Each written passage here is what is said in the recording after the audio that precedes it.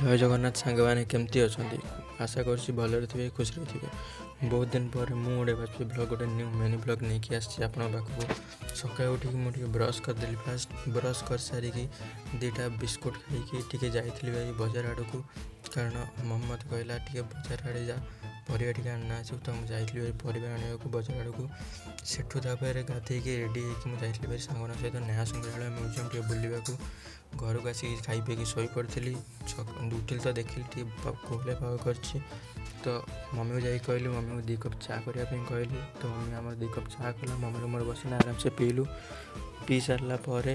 संध्या time हो जाता संध्या देके मुझे जाइली भारी बजार आड़ को बजार आड़े मम्मी कहला जा चिल्ली पनीर नहीं आसू तो मुझे होटेल महेश्वर चिल्ली पनीर आनी चिल्ली पनीर आणिकी घर बसिक आराम से रुटी सहित चिल्ली पनीर खाई एंजॉय कलु। तो सांग मैंने आज तो आप मोर रुटीन सब देखिले जदि आपको मिनी ब्लॉगटा टिके भल लगे तो लाइक एंड सब्सक्राइब करने को निहाती भूलें। ये रोज अपेक्षा करेंगे नेक्स्ट ब्लॉग को। जय जगन्नाथ धन्यवाद।